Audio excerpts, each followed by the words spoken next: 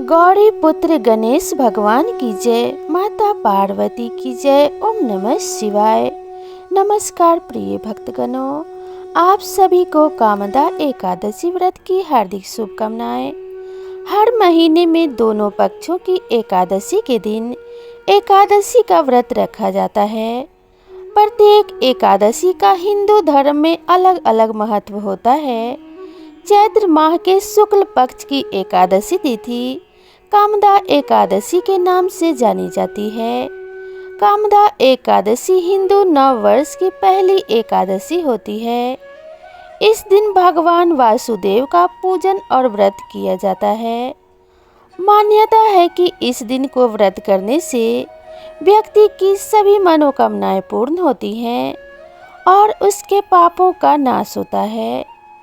इसके साथ ही ये भी कहा जाता है कि अगर सुहागिन स्त्रियां कामदा एकादशी का व्रत पूरा करें तो वे अखंड सौभाग्यवती रहती हैं।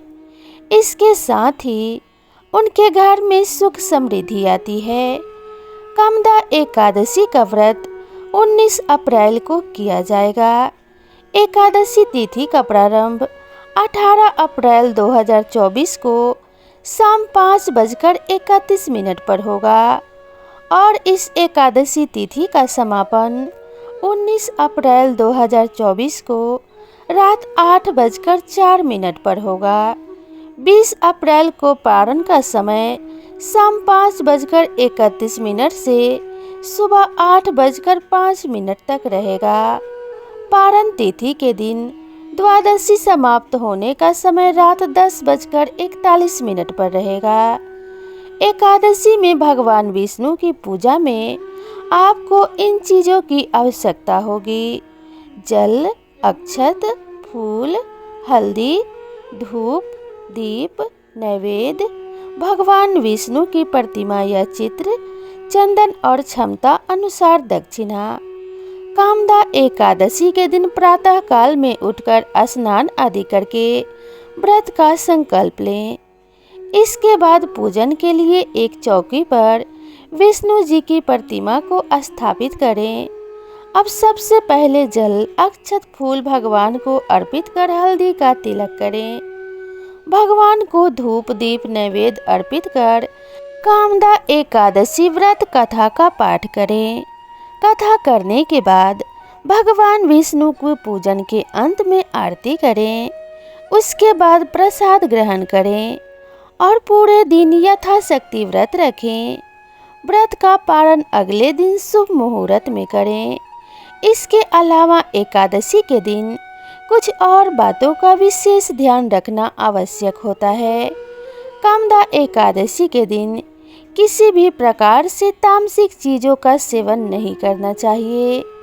जो लोग एकादशी का व्रत करते हैं उन्हें दशमी तिथि को सूर्यास्त से पहले ही भोजन कर लेना चाहिए ताकि अगले दिन आपके पेट में अन्न का अंश ना रहे। इसी के साथ जो लोग एकादशी का व्रत नहीं करते हैं उन्हें भी इस दिन खास तौर पर चावलों का सेवन नहीं करना चाहिए। एकादशी व्रत को कभी हरिवासर समाप्त होने से पहले पारण नहीं करना चाहिए।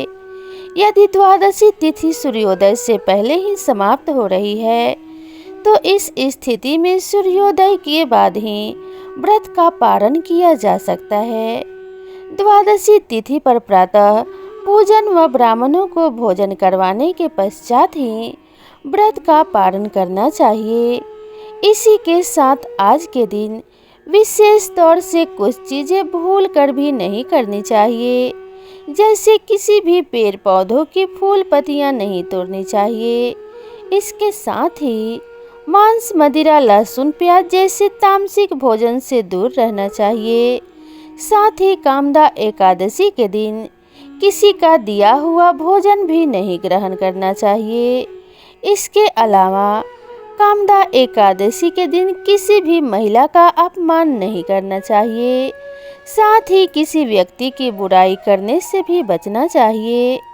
इस प्रकार से व्रत करने से भगवान विष्णु एवं माता लक्ष्मी अति प्रसन्न होती हैं और आपको सुख सौभाग्य का आशीर्वाद प्रदान करते हैं। तो चलिए अब भक्ति एवं प्रेम पूर्वक कामदा एकादशी के पावन और पवित्र कथा का श्रवण करते हैं। तो कथा को शुरू करने से पहले प्रेम से बोलिए ओम श्री गणेशाय नमः।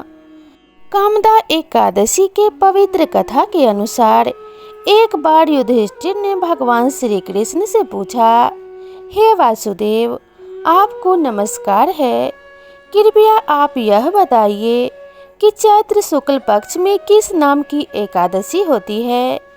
भगवान श्री कृष्ण बोले, राजन, एकाग्रचित होकर यह पुरातन कथा सुनो, जिसे वशिष्ठ जी ने राजा दिलीप के पूछने पर कहा था।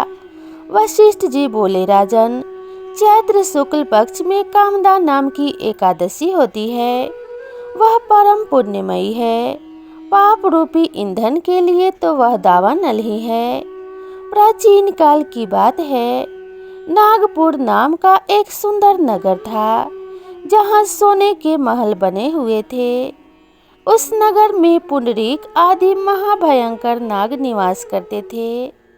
पुंडरीक नाम का नाग उन दिनों वहाँ राज किया करता था। गंधर्व, किन्नर और अप्सराएं भी उस नगरी का सेवन करती थी। वहाँ एक श्रेष्ठ अप्सरा थी जिसका नाम ललिता था। उसके साथ ललित नाम वाला गंधर्व भी था। वे दोनों पति पत्नी के रूप में रहते थे। दोनों ही परस्पर काम से पीड़ित रहा करते थे। ललिता के हृदय में सदा पति की ही मूर्ति बसी रहती थी और ललित के हृदय में सुंदरी ललिता का नित्य निवास था। एक दिन की बात है, नागराज पुंडरीक राजसभा में बैठकर मनोरंजन कर रहा था। उस समय ललित का गान हो रहा था, किंतु उसके साथ ही उसकी प्यारी ललिता नहीं थी। गाते गाते उसे ललिता का स्मरण हो आया, अतः उसके पैरों की गति रुक गई और जीभ लड़खड़ाने लगी। नागों में श्रेष्ठ करकोटक को ललित के मन का संताप ज्ञात हो गया, अतः उसने राजा पुंडरीक को उसके पैरों की गति रुकने और गान में त्रुटि होने की बात बता दी। करकोटक की बात सुनकर नागराज पुंडरीक की आंखें क्रोध से लाल हो गई। उसने गाते हुए कामातुर ललित को श्राप दे दिया, हे दुर्बुद्धे, तू मेरे सामने गान करते समय भी पत्नी के वशीभूत हो गया, इसलिए तू राक्षस हो जा। महाराज पुंडरीक के इतना कहते ही वह गंधर्व राक्षस हो गया। भयंकर मुख, विकराल आंखें और देखने मात्र से भय उपजाने वाला रूप, ऐसा राक्षस होकर वह कर्म का फल भोगने लगा। ललिता अपने पति की विकराल आकृति देख मन ही मन बहुत चिंतित हुई।